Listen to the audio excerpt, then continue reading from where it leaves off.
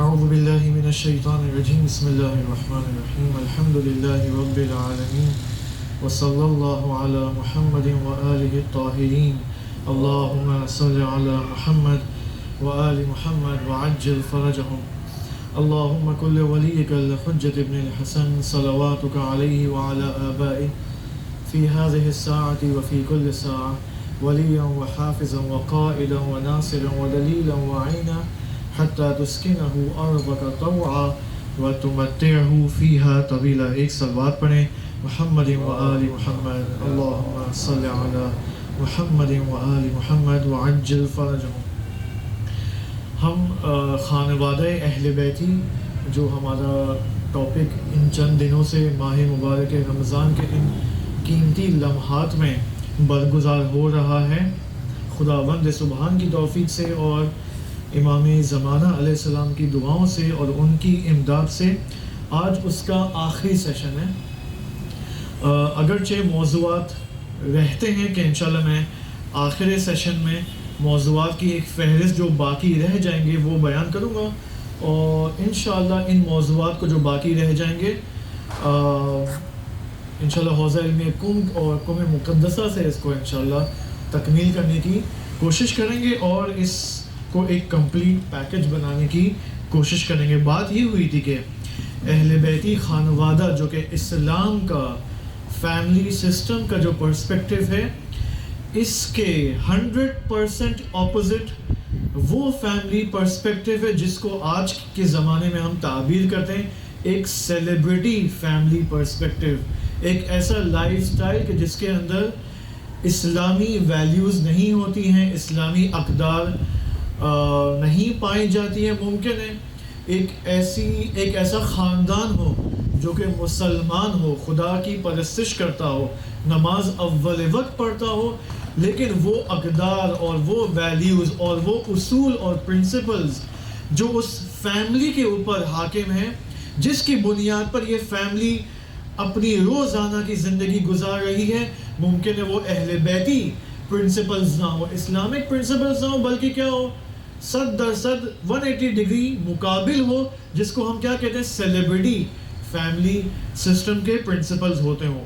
لہٰذا البتہ کل کے سیشن میں ہم نے ایک وضاحت کی تھی سیلیبریٹی لائف سٹائل کیسا ہوتا ہے، جو آج کل انفارچونیٹلی اس کا ایک حد تک رواج پا رہا ہے. بہت سارے افراد آپ دیکھیں جو ہمارے جوانان ہیں، یوتھس ہیں، وہ اسی سیلیبریٹی لائف سٹائل کو فالو کرنے کی کوشش کرتے ہیں اپنی فردی زندگی میں بھی، اور چونکہ اپنی فردی زندگی میں سیلیبریٹی لائف سٹائل کو حاکم کرتے ہیں تو نتیجے میں جب شادی کرتے ہیں تو وہی لائف سٹائل فیملی کے اندر بھی منتقل ہو جاتی ہے، اور نتیجے میں پھر طلاق میں یہ اس کا نتیجہ ہوتا ہے. طلاق میں بالآخر اس کا رواج ہم نظر آتا ہے ہمارے معاشرے کے اندر کہ خدا ہمیں اس لائف سٹائل سے بچائے اور ہمیں اہل بیتی لائف سٹائل کو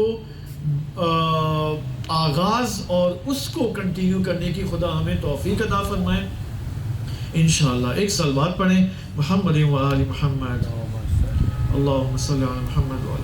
اب ہم نے ایک اہم موضوع جس کو آج بیان کرنا ہے، جس کا کل ہم نے آغاز کیا تھا، اور شاید اسی موضوع سے ہم ان سیشنز کا آج اختتام کریں گے امام زمانہ علیہ السلام کی دعا سے. وہ یہ کہ آپ دیکھیں انسان جب کوئی عمل انجام دیتا ہے تو اس عمل انجام دینے کے مراتب ہیں، اس کے لیولز ہیں.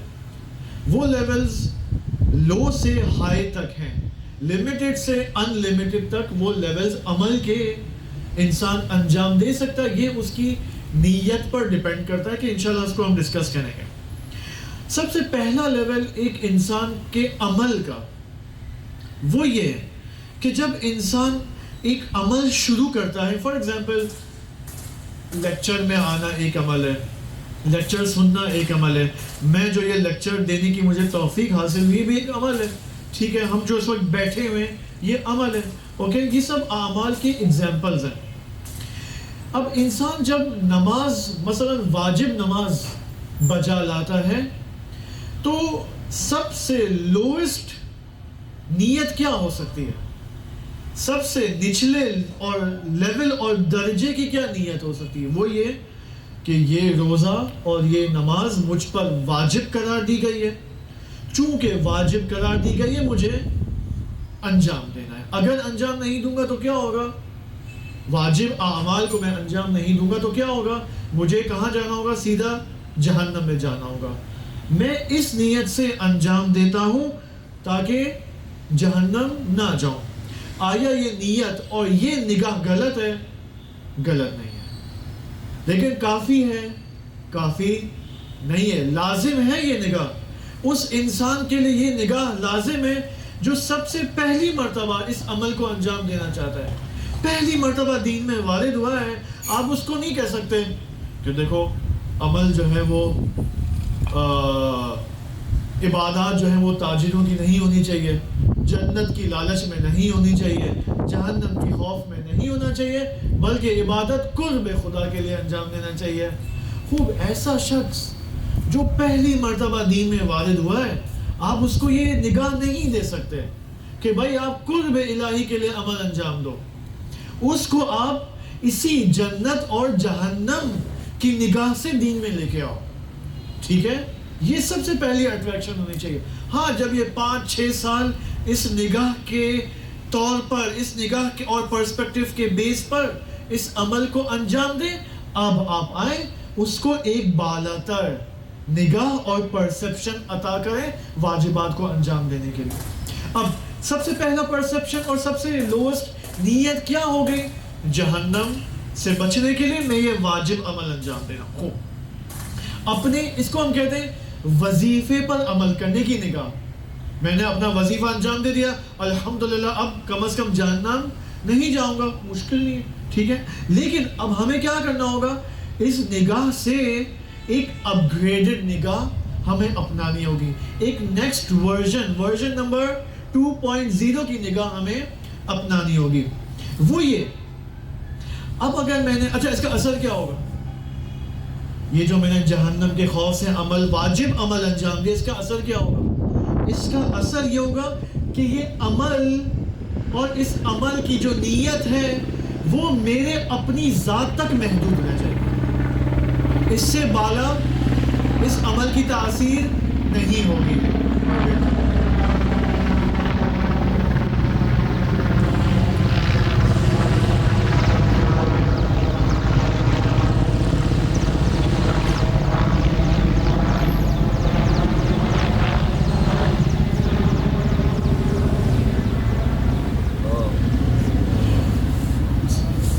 اس عمل کی تاثیر کہاں تک ہوگی؟ میرے اپنے وجود تک. ٹھیک ہے، اس سے بالا یہ عمل نہیں جائے گا، اس کی تاثیر اس سے بالا نہیں ہے. ٹھیک ہے، لیکن آئے تھوڑا دقیق تر دیکھیں اس عمل اسی نماز اول وقت جو کہ واجب ہے میرے اوپر کہ اگر انجام نہیں دوں گا جہنم جاؤں گا یا جاؤں گی. اب اس کو تھوڑا دقیق تر دیکھتے ہیں اسی عمل کو، اور پھر اس کی تاثیر دیکھتے کہاں تک ہے. وہ یہ کہ اگر میں اس عمل کو اس وجہ سے انجام دوں کہ یہ میرا وظیفہ نہیں ہے، بلکہ اس وجہ سے نہیں کہ میں نہیں انجام دوں گا تو جہنم جاؤں گا یا انجام دوں گا تو جنت جاؤں گا، نہیں، بلکہ اس وجہ سے میں انجام دے رہا ہوں کیونکہ یہ معصوم کا حکم ہے. چونکہ معصوم کا حکم ہے اور مجھے معصوم کے حکم کی اطاعت کرنی ہے، اب یہ عمل میری حد تک باقی نہیں رہے گا، بلکہ یہ عمل معصوم کی ذات تک اب چلا جائے گا. معصوم کے عمل تک یہ اس کی تاثیر لکھی جائے گی. یہاں پر دقیق نگاہ یہاں پر ہے. یعنی کیا؟ یعنی یہ ہوگا میرا عمل کس کے نام عمل میں لکھا جائے گا؟ میرے اپنے نام عمل میں لکھا ہے کہ یہ آغا ہانی نے عمل انجام دیا ہے. لیکن اس کی حد کہاں تک ہے؟ اسی واجب عمل کی حد، اس واجب عمل کی حد معصوم تک چلی جائے گی. وہ کیسے؟ وہ بھی میں آپ کو بتاتا ہوں. وہ یہ کہ جب میں ارادہ کرتا ہوں کہ مجھے یہ عمل انجام دینا ہے تو یہ ارادہ میری اپنی فہم کے مطابق ہے. ٹھیک ہے، عمل کا نتیجہ میری اس فہم اور نیت کے مطابق ہوگا. لیکن اگر میں معصوم کا مطیع بن جاؤں، اس مطیع اور اطاعت کی روح سے میں اس عمل کو انجام دوں، یعنی یہ کہ اگر معصوم نے ارادہ کر لیا ہے کہ آغا ہانی کو یا فلانی کو یہ عمل انجام دینا ہے، تو اب میں عمل کو اس نگاہ سے انجام دے رہا ہوں کہ میں معصوم کے ارادے کو اپنے وجود میں حاکم کرنا چاہتا ہوں. معصوم کا ارادہ کیا ہے؟ کہ بھائی فلانی نماز انجام دو، نماز پڑھو. یہ معصوم کا ارادہ ہے. اب میں جہنم کے خوف سے یا جنت کی لالچ سے اس عمل کو انجام نہیں دے رہا ہوں، بلکہ چونکہ معصوم کے ارادے کو انجام دینا چاہتا ہوں یہ عمل انجام دے رہا ہوں. یعنی کیا؟ اب میرے وجود پر معصوم کا ارادہ حاکم ہو چکا ہے. اب اس عمل کی تاثیر کیا ہوگی؟ اس عمل کی حد کہاں تک ہوگی؟ اس عمل کی حد معصوم کی ذات تک چلی جائے گی. اس عمل کی جو نتائج اور آثار ہوں گے وہ معصوم کے اپنے عمل کے آثار ہوں گے. یہ میں کہنا چاہ رہا ہوں یہاں پر. اب یہ عمل میرا عمل نہیں ہے، بلکہ کس کا عمل ہوگا؟ معصوم کا عمل ہوگا. کیسے معصوم کا عمل ہوگا؟ کیونکہ میں معصوم کے ارادے کو امپلیمنٹ کرنا چاہتا ہوں. معصوم کا ارادہ کیا ہے؟ نماز اول وقت پڑھو، نماز ظہر اول وقت پڑھو. یہ معصوم کا ارادہ ہے میرے لیے. میں معصوم کے ارادے کو بجا لا رہا ہوں اپنی لائف کے اندر. بس اب یہ میرا عمل نہیں کہلائے گا، بلکہ کس کا عمل کہلائے گا؟ یہ معصوم کا عمل کہلایا جائے گا. لہذا نام عمل میں ہوگا تو میرے نام سے، لیکن تاثیر اور نتیجے کے لحاظ سے مجھے بتائیں، اگر معصوم نماز پڑھے اور میں نماز پڑھوں، کس کی تاثیر زیادہ ہے؟ معصوم کے عمل کی تاثیر زیادہ ہے نا. بس اگر میں معصوم امام معصوم علیہ السلام کے ارادے کو، جو کہ یہ ہے ارادہ کیا ہے؟ نماز پڑھو، آغا یعنی نماز پڑھو، یہ ان کا ارادہ ہے. میں چاہتا ہوں کہ تم نماز پڑھو، یہ معصوم کا ارادہ اور چاہت ہے. میں اسی چاہت کو اس نگاہ سے عمل انجام دے رہا ہوں کہ اسی چاہت کو بجا لاؤں. جو معصوم کا ارادہ ہے سمعاً و طاعتاً، میں اطاعت گزار ہوں. اب یہ جو میرا عمل ہے معصوم کی حد تک چلا جائے گا کہ گویا اس عمل کو میں نے انجام نہیں دیا ہے، بلکہ کس نے انجام دیا ہے؟ معصوم نے انجام دیا ہے. بس ایک اصطلاح استعمال کروں یہاں پر، بہت خوبصورت ہے، کہ گویا نہیں بلکہ حقیقت یہی ہے کہ جس طرح معصوم جب نماز پڑھتا ہے اپنے اعضاء اور جوارح کے ذریعے اللہ اکبر کہتا ہے، سبحان ربی العظیم کے لیے رکوع میں جھکتا ہے، یہی امام معصوم. اب جب میں ارادہ معصوم کو اپنے وجود پر حاکم کر کے نماز پڑھ رہا ہوں، گویا بلکہ حقیقتاً اب اس عمل کے اندر میں بدن معصوم کے ذریعے عمل انجام دے رہا ہوں. یعنی اس عمل میں معصوم کا بدن بن چکا ہوں. کیونکہ معصوم کا ارادہ کیا تھا؟ نماز پڑھو، آغا صاحب نماز پڑھو، واجب ہے، توضیح المسائل کے اندر نماز پڑھو بھائی. یہ معصوم کا ارادہ ہے.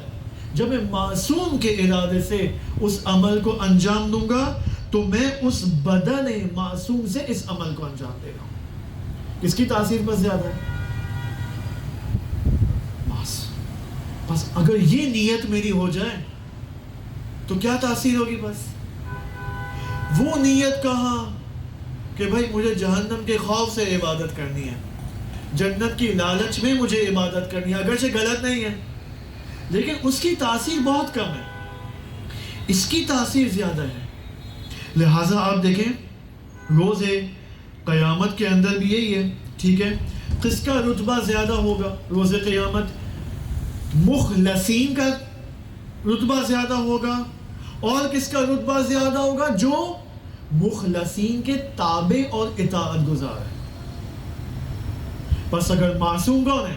معصوم وہ ہے جو مخلصین میں سے ہے. اگر میں مخلصین کا تابع اور فرمان بردار بن جاؤں، اطاعت گزار، مخلصین کے ارادے کو اپنے وجود کے اندر حاکم کر دوں تو کیا ہوگا اس سے؟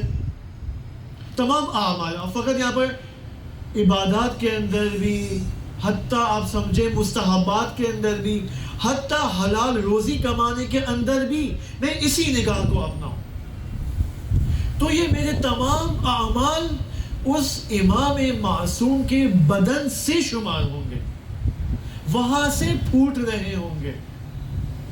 یعنی جس طرح امام علی علیہ السلام ہمارے تمام معصومین نے رزق حلال کے لیے کوششیں کی، کنویں کھودے اور بزنس کا کام انجام دیا، سرمایہ گزاری کی، وہاں سے انہوں نے پیسے کمائے. میں جب رزق حلال کے لیے جاب پہ جاتا ہوں، بینک مینیجر ہوں، کیشیئر ہوں، یہ سارے پوسٹ مجھے اللہ نے دیے ہیں تاکہ میں رزق حلال کما سکوں.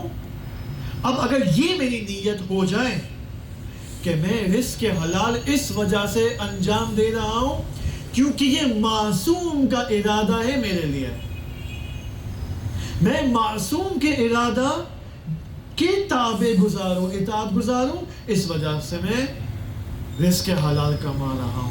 بس یہ رزق حلال کمانا در حقیقت مانند بدن معصوم ہے. اس کی کتنی تاثیر ہوگی؟ الا ماشاءاللہ تاثیر ہوگی. لہذا جب اب یہ علماء کی بات ہے، عرفاء اس کے اوپر بیان فرماتے ہیں کہ اگر یہ نگاہ ہو جائے تمام اعمال کے اندر، مستحبات واجبات تمام کے اندر، کیا ہوگا پھر؟ جب مجھے اپنے تمام عمل کا اور اعمال کا جواب دینا ہوگا تو میں اب جواب نہیں دوں گا. کون جواب دے گا؟ معصوم جواب دے گا. یہ معصوم کیسے جواب دے گا؟ کیونکہ اس نیت کی وجہ سے جو میں نے انجام دی ہے. وہ نیت کیا تھی؟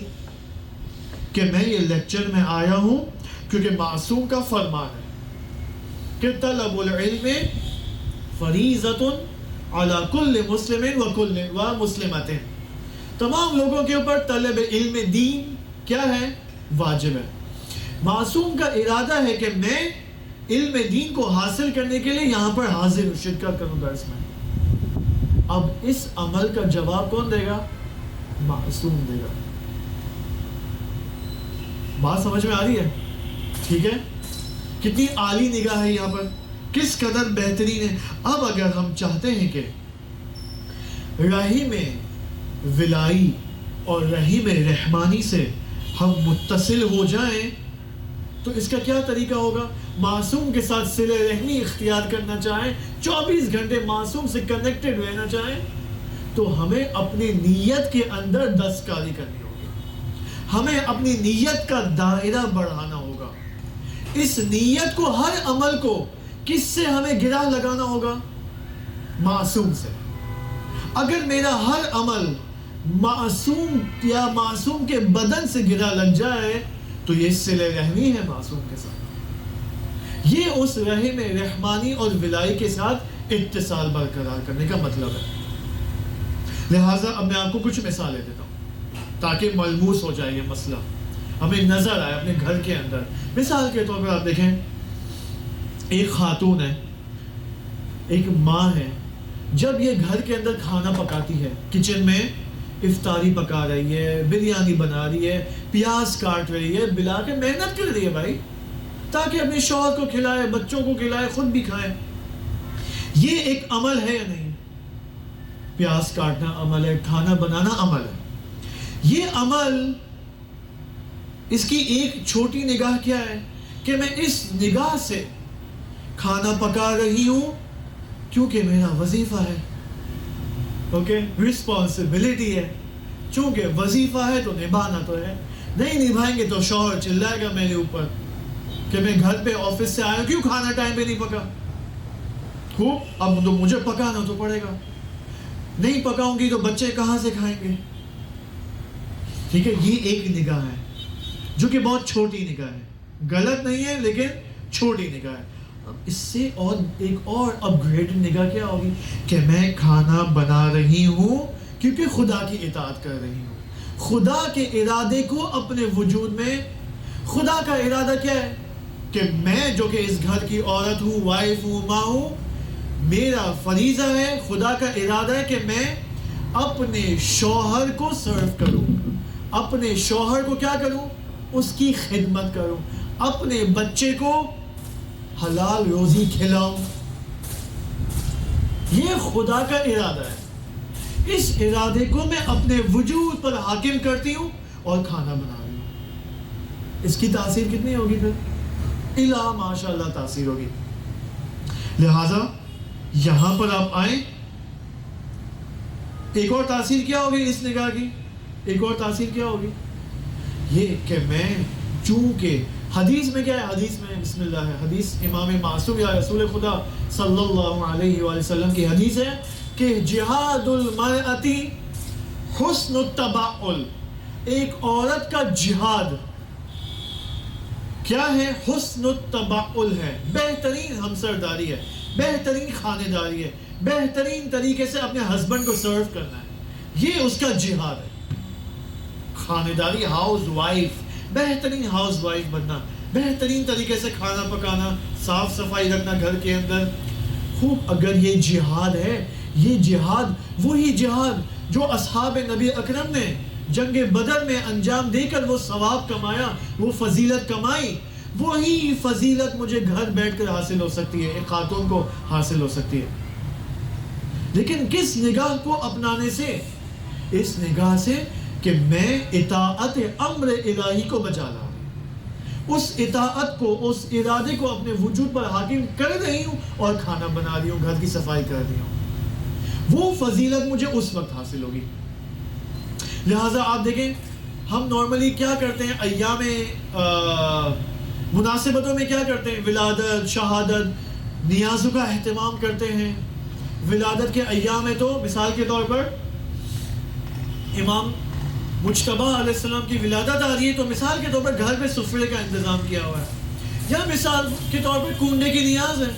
ٹھیک ہے، امام صادق کے عنوان سے ہم کیا کرتے ہیں؟ کنڈے کی نیاز کرتے ہیں، جس میں مومنین کو دعوت دیتے ہیں تاکہ مومنین آپس میں ملے. خوب یہاں پر کیا نگاہ ہونی چاہیے میری؟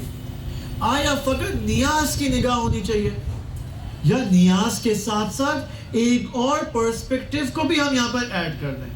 وہ پرسپیکٹیو کیا ہے؟ وہ پرسپیکٹیو یہ کہ میں اس کنڈے کی نیاز کو، اس کو برگزار کرنے کے ذریعے میں مومنین کو آپس میں ملا رہا ہوں، مومنین کی دعوت کر رہا ہوں تاکہ یہ تمام مومنین ایک دوسرے کے ساتھ ملاقات کریں اور ملاقات کرنے کے نتیجے میں ایک دوسرے کے ساتھ صلہ رحمی کا عمل بجا رہا ہے. نتیجہ کیا ہوگا اگر مومنین آپس میں صلہ رحمی کریں گے؟ نتیجہ یہ ہوگا کہ اہل البیت کے ساتھ کنیکشن ایجاد ہوگا. اور میں جو کہ بانی محفل ہوں، بانی نیاز ہوں، میں باعث بن رہا ہوں کہ مومنین آپس میں صلہ رحمی کریں اور اہل البیت کے ساتھ اتصال اور کنیکشن اور ارتباط ایجاد ہو. بس یہ تو میرے لیے فضیلت ہو گئی. اس نگاہ سے اگر میں نیازوں کا اہتمام کروں، مومنین کو اپنے سفرے پر دعوت کروں، تو کتنے بہترین نتائج نکلیں گے. خود میں نے اپنے خانوادے کے لیے شوہر کو دیکھیں آپ، یہ شوہر حلال روزی کماتا ہے. اب یہاں پر دو چیزیں یہاں پر حلال روزی کے اعتبار سے. ایک یہ کہ میں حلال روزی کما رہا ہوں تاکہ اس سے جو انکم آئے گی، درآمد آئے گی، وہ میں اپنی فیملی کو دوں، اپنی وائف کو دوں، تاکہ اس کے ذریعے یہ بہترین کھانا پکائیں. اور اس کے ذریعے کیا ہوگا؟ میں اپنی فیملی، میری فیملی ممبرز کون ہیں؟ فقط میری وائف ہے.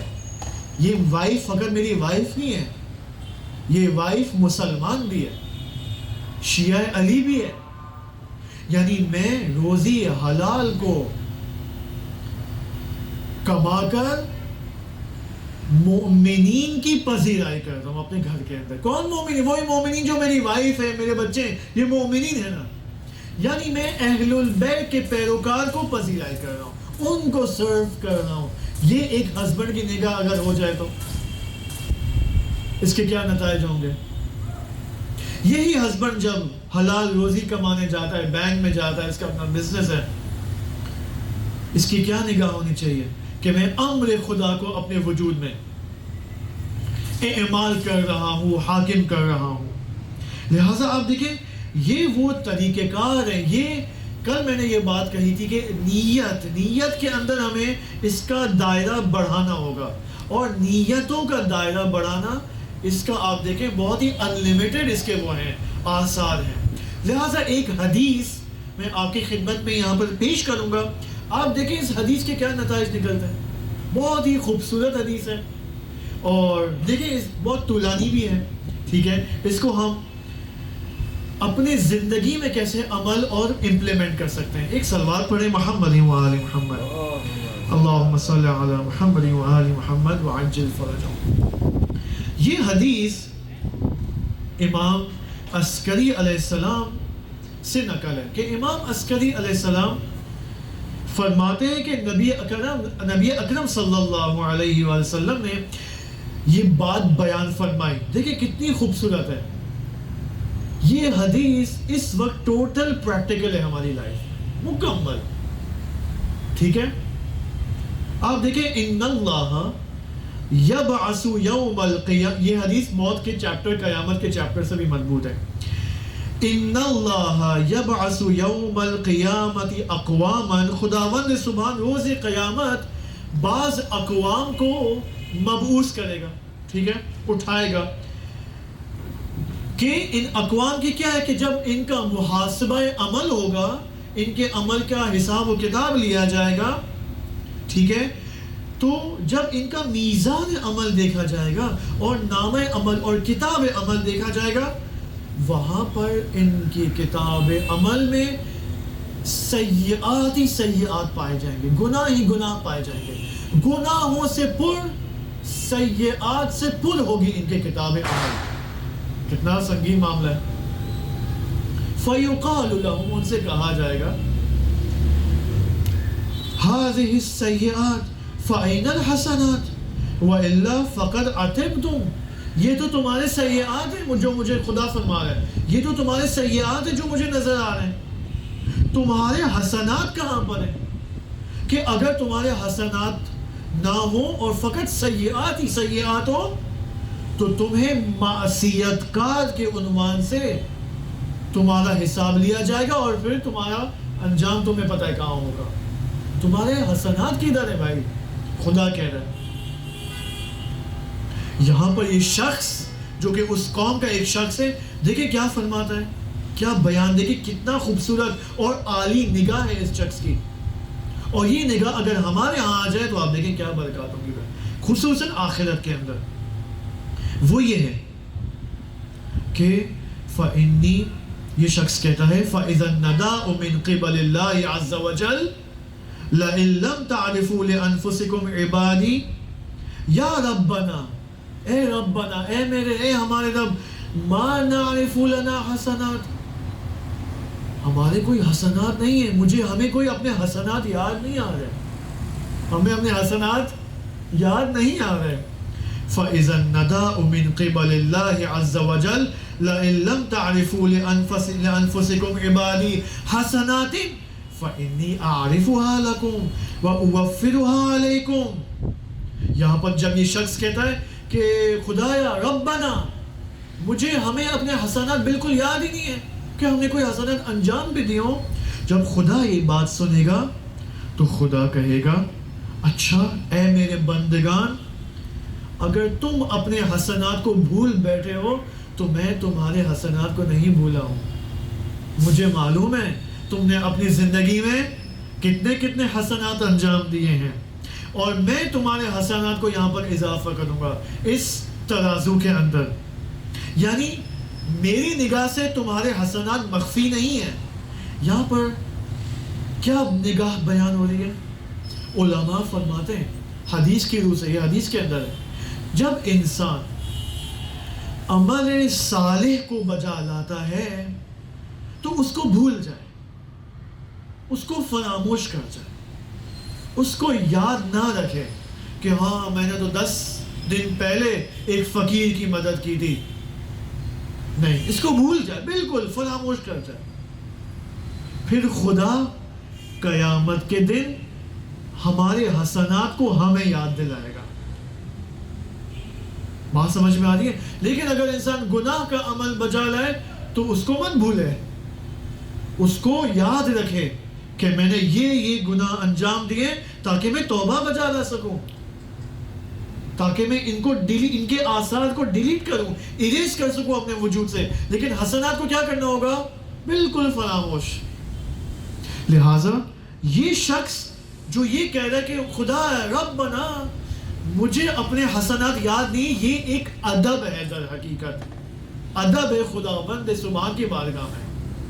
اس ادب کو ہمیں اپلائی کرنا ہوگا اپنی. اب آگے روایت میں کیا ہے؟ روایت میں یہ ہے کہ خداوند سبحان ایک چھوٹا سا کاغذ لائے گا اور کہے گا یہ وہ تمہارا حسنہ ہے کہ جس کا ظاہر اور کمیت اور کوانٹٹی کے لحاظ سے بہت کم ہے. اب جب خداوند سبحان اس چھوٹے سے کاغذ کو اس ترازو عمل پر رکھے گا تو یہ عمل مکمل اپوزٹ ان تمام سیئات کے بدلے حاوی پا جائے گا، اوپر آ جائے گا. یعنی اب اگر یہ سیئات کا ترازو اس طرح سے ہے وزن، جب خدا اس ایک عمل حسنہ کو یاد رکھے گا تو یہ عمل حسنہ اس کے اوپر حاکم ہو جائے گا، حاوی ہو جائے گا. سیئات کا ڈھیر ہے، یہ ہزاروں سیئات اس شخص نے بجا لائے، لیکن اس ایک عمل حسنہ سب پر حاوی ہو جاتا ہے اور ترازو عمل کے اندر ایک انقلاب آ جاتا ہے. اب آگے دیکھیں، روایت بہت جالب ہے. تو یہ سنگینی اس حسنہ، دیکھیں اس سے ایک قاعدہ ہمیں ملتا ہے. وہ قاعدہ کیا ہے؟ وہ قاعدہ یہ کہ اعمال بے شک ان کی کوانٹٹی کم ہو لیکن کیفیت اور کوالٹی کے لحاظ سے اعلیٰ ہونے چاہیے. بات سمجھ میں آ رہی ہے؟ اس وجہ سے اگر آپ کو یاد ہو، میں نے کل آپ کی خدمت میں کیا بات پیش کی تھی؟ قرب فرائض اور قرب نوافل. کون سی چیز مہم ہے، واجبات یا مستحبات؟ سب سے پہلی نگاہ میں واجبات. ٹھیک ہے، میں نے مستحبات کم ہوں گے، لیکن اگر میرے واجبات کی کیفیت اعلیٰ ہوئی تو یہ ان تمام مستحبات اور سیئات پر حاوی آ جائیں گے. بس بے شک کوانٹٹی کم ہے عمل کی لیکن کوالٹی زیادہ ہونے. اب کوالٹی کیا ہے ہم اس روایت میں سمجھنا چاہ رہے ہیں.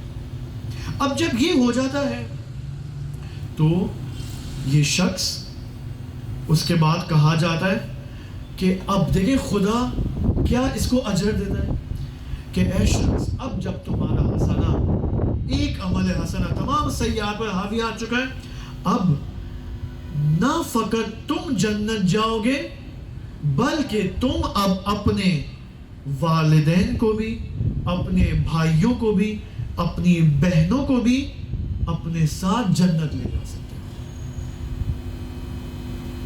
یعنی یہ شخص جس کا ایک عمل، بات نیت کی ہو رہی تھی نا، جس کا ایک عمل اس الہی مرتبے سے پھوٹ رہا تھا، جس کے نتیجے میں اس کا کف ترازو حاوی آ گیا سیئات کے اوپر، اب خدا نے اس کو مقام شفاعت عطا کیا ہے. مقام شفاعت اس کو نصیب ہوا ہے کہ اب تم اپنے والدین کو بھی، اپنے گھر والوں کو بھی جنت لے جا سکتے ہو اپنے ساتھ. یہی تو مقام شفاعت ہے. ایک عمل حسنہ، وہ عمل حسنہ کیا بھی آپ کی خدمت میں پیش کرتے ہیں.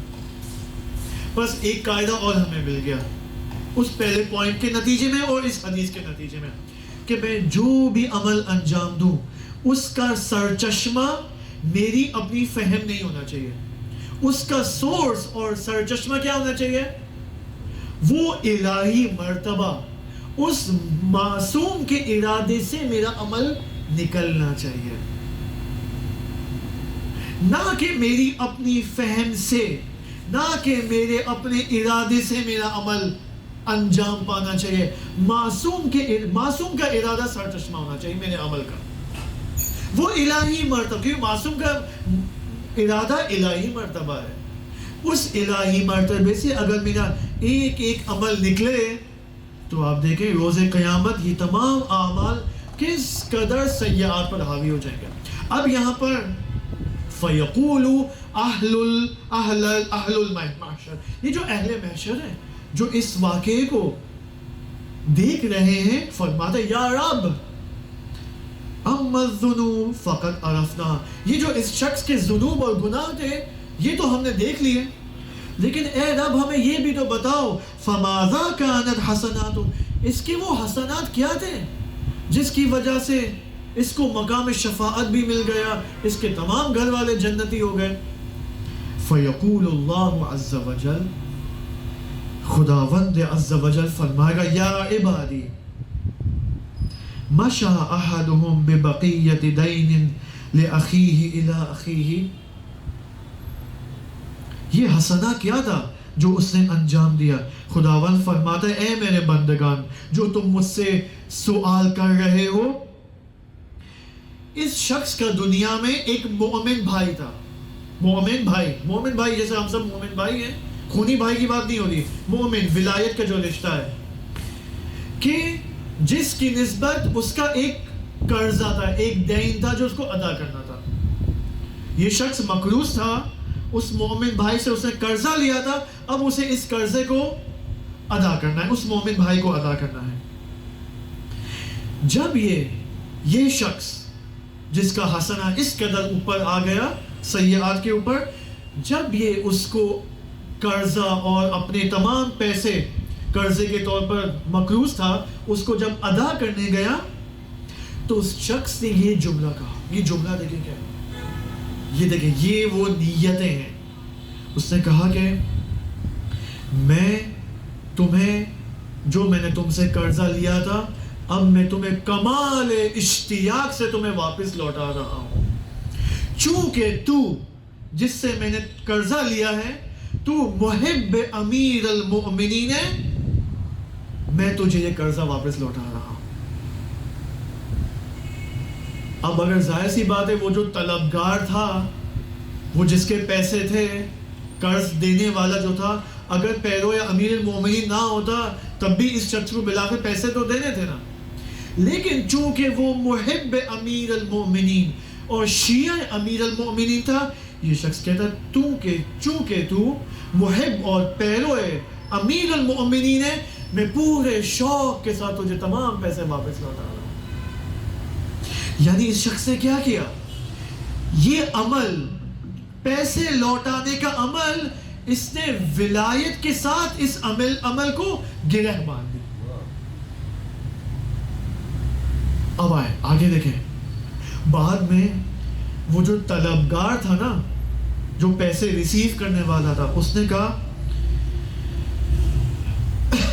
کہ من ان طلب لو, میں اس طلب کو, اس قرض کو امیر المؤمنین, چونکہ تو بھی محب امیر المؤمنین ہے, میں یہ سارے پیسے تجھے واپس لوٹا دیتا ہوں, بلکہ اگر تجھے اور چاہیے تو میں اور بھی دے دیتا ہوں, چونکہ تو محب امیر المؤمنین ہے اور میری مالی حالت اچھی ہے, مجھے ان پیسوں کی ضرورت نہیں ہے, بلکہ تجھے اگر اور چاہیے تو میں تجھے اور بھی دینے کو تیار ہوں, چونکہ تو بھی محب امیر المؤمنین علیہ السلام ہے.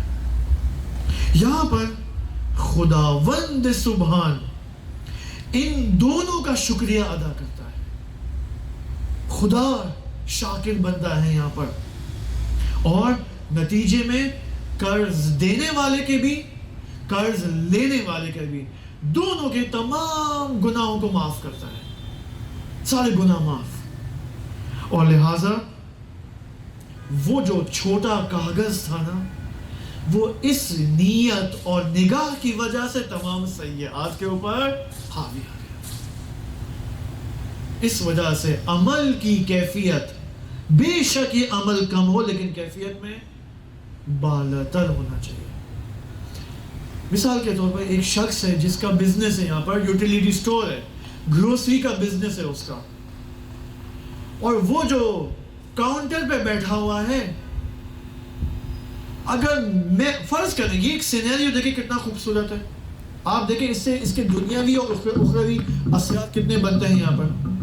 فرض کریں میں ایک مسلمان ہوں, الحمدللہ میرا ایک گروسری کا بزنس ہے, ٹھیک ہے، میں خود تو کاؤنٹر پہ نہیں بیٹھتا، لیکن کاؤنٹر پہ میں نے کسی کو بٹھایا ہوا ہے.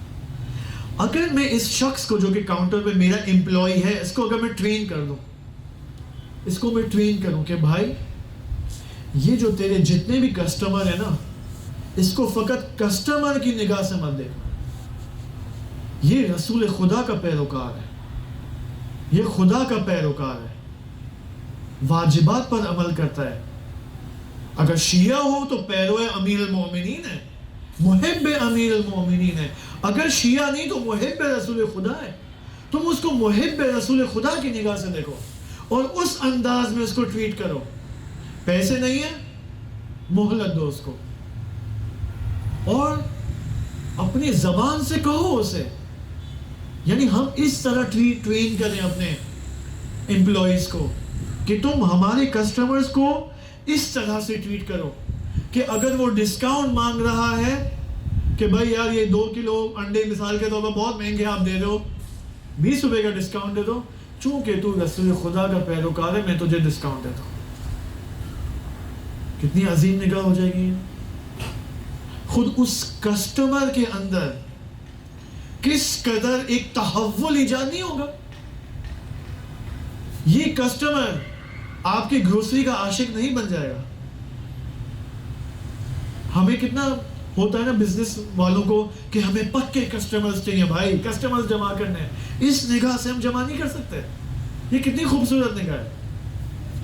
لہذا اب اس نگاہ کو آئے ہم ہر تمام اعمال میں اس کو اپلائی کرنے کی کوشش کریں. بزنس کے لین دین میں، رکشہ والوں کے ساتھ، مومنین کے ساتھ جن کی دعوت پر ہم ان کے سفرے پہ جاتے ہیں یا وہ ہمارے سفرے پہ آتے ہیں، گھر والوں کے ساتھ. اگر یہ نگاہ ہمارے گھر والوں کے ساتھ ہو جائے، مثال کے طور پر ہم کہتے ہیں بھائی یار اس کے گھر نہیں جانا ہے، وہ جو فیملی ممبر ہے نا اس کے گھر نہیں جانا ہے بھائی، بہتر ہے کہ نہ جائے، وہ بہت مطلبی لوگ ہیں. ٹھیک ہے مطلبی لوگ ہیں بھائی، لیکن امیر المومنین کے شیعہ تو ہیں. اس نگاہ سے میں 15 منٹ کے لیے مل کے واپس آ جاؤں، میں کیا مشکل ہے. امیر المومنین کے شیعہ سے ملنے جا رہا ہوں. یہ نگاہ کافی نہیں ہے اپنے رشتہ داروں سے ارتباط برقرار کرنے کے لیے. یہ نگاہ بہت کافی ہے اور یہ بہت عالی نگاہ ہے. یہ انشاءاللہ خدا ہمیں توفیق دے کہ اس نگاہ سے اپنی زندگی کو چلانے کی کوشش کریں اور اس نگاہ کو ہم ترویج کریں اپنے معاشرے میں. اگر ہم نے ان 14-15 سیشنز کو اٹینڈ کیا ہے، کوشش کریں زکوٰۃ العلم نشرہ کے حدیث پر عمل کریں کہ علم کی زکوٰۃ اس کو پھیلانا ہے. یعنی یہ نگاہ جو ہم نے ان سیشنز کے اندر سیکھنے کی کوشش کی ہے، اس نگاہ کو ترویج کریں مومنین کے اندر، کیونکہ اب ان کا حق ہماری گردن پر ہے. یہ جو جتنے بھی سننے والے اور بولنے والے یہاں پر ہیں، یہ تمام مومنین جو اس گلی کوچے کے اندر ہیں، ان سب کا حق ہماری گردن کے اوپر ہے. وہ حق کیا ہے کہ اس کو ہم ترویج کریں یہاں پر، اس نگاہ کو کلچر بنا دیں، یہاں پر کلچر آف دا سوسائٹی بن جائے یہ نگاہ. پھر آپ دیکھیں کیا برکات معاشرے کے اندر آتی ہیں، کتنے فسادات، کتنے کینے حسد کم ہو جائیں گے. عورتوں کے دلوں میں ایک دوسرے کی نسبت، جینٹس کے دلوں میں ایک دوسرے کی نسبت. لہٰذا موضوعات اور بھی باقی ہیں. ایک موضوع جو اہم بیان کرنا تھا، جو ہم بیان نہیں کر پائیں گے انشاءاللہ 1 یا 2 مہینے بعد یوٹیوب کے ذریعے یا کسی اور طریقے سے بیان کریں گے، وہ ہے قطع رحم کے کیا آثار ہیں. ابھی تک ہم نے صلہ رحمی کی تو الا ماشاء اللہ مطالب بیان کی، قطع رحمی کے کیا آثار ہیں دنیا اور آخرت کے اندر. قطع رحمی سے کیا ہوگا اگر ایک شخص، ہم سب جو انسان ہیں یہاں پر مسلمان ہیں، فیملی سسٹم کا مقابلہ کریں تو کیا ہوگا. وہ فیملی سسٹم جو سنت تکوینی عالم کے اندر برقرار ہے، اس فطرت عالم کا حصہ ہے، اس کا اگر ہم مقابلہ کریں تو کیا آثار ہوگا، اس کے کیا نتائج ہوں گے.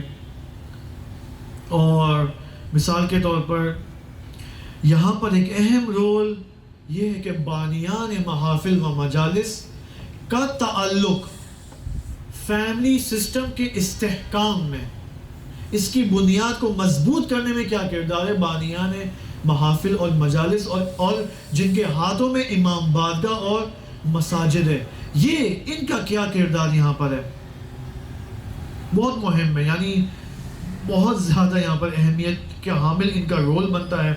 اور اسی طرح اور بھی یہاں پر ٹاپکس ہیں کہ میرے خیال میں تقریباً یہاں پر ہمیں 10 سیشنز اور چاہیے اس موضوع کو مکمل کرنے کے لیے. انشاءاللہ خدا ہمیں توفیق دے کہ جتنا خدا نے ہمیں سمجھانے کی کوشش کی ان سیشنز کے اندر، خدا ہم سب کو ان پر عمل پیدا ہونے کی انشاءاللہ توفیق عطا فرمائے. انشاءاللہ 20 منٹ بعد ہم موت کے سیشن کو شروع کریں گے. کل کا صرف میں اناؤنس کر دوں کہ کل سے ہم فقط موت کے سیشنز کریں گے. منگل، بدھ اور جمعرات، یہ 3 دن ہمارے آخری دن ہوں گے. جمعرات جو کہ ولادت امام حسن علیہ السلام کا دن ہوگا، البتہ ولادت گزر جائے گی، شام ہوگی ولادت کی، وہ ہمارا آخری سیشن ہوگا، ٹوٹل آخری سیشن ہوگا. تو یہ جو 3 دن ہیں منگل، بدھ اور جمعرات، ہم کل سے انشاءاللہ پاکستانی ٹائم 11:15 بجے انشاءاللہ ان سیشنز کا آغاز کریں گے 12:15 تک. 2 سیشنز ہم روزانہ کریں گے کل سے. بیچ میں ایک 5 منٹ کا بریک ہوگا سنیکس کے لیے، چائے کے لیے، تاکہ دوبارہ ری انرجائز ہو کر پھر دوبارہ سیکنڈ سیشن میں حاضر ہوں. اور جمعے کو، جو جمعے کا دن ہے 16 رمضان، اس دن اسی موضوع پر، صلہ رحمی کے موضوع پر، بھوجانی ہال میں بندہ حقیر کی ایک سپیچ ہوگی جو بھوجانی والوں نے ایک توفیق دی ہے، ایک خدمت کا موقع دیا ہے. تو 9 بجے کا ٹائم ہے وہاں پر، تو ایک سنگل سپیچ وہاں پر ہوگی 9 سے 10:15 یا 10:30 کے درمیان، سوال اور جواب کے سیشن کے ساتھ ہیں. تو اگر انشاءاللہ آپ لوگ بھی اگر کسی کو دعوت دینا چاہیں ان سیشنز میں، یعنی ان 16 سیشن کا خلاصہ ایک سیشن میں ہم وہاں پر پیش کریں گے انشاءاللہ. اب وہ کیسے پیش کریں گے مجھے خود نہیں معلوم ہے. خدا ہم سب کو توفیق عطا فرمائے اور ہم سب کی عاقبت بخیر فرمائے. التماس دعا. السلام علیکم ورحمۃ اللہ وبرکاتہ. اگر جو سننے والے حضرات ہیں یہاں پر اور جو آن لائن حضرات ہیں، کوئی پیشنہاد، کوئی اوپینین، کوئی کمنٹ، کوئی انتقاد اور کرٹیسزم ان سیشنز کے حوالے سے ہو، تو وہ بندہ حقیر کو اس کے واٹس ایپ کے نمبر پہ یا حتیٰ یہاں پر بھی انشاءاللہ وہ اپنا اوپینین دے سکتے ہیں، تاکہ ہم مزید بعد میں امپرومنٹ کے ساتھ ان سیشنز کو برگزار کریں. التماس دعا. خدا حافظ.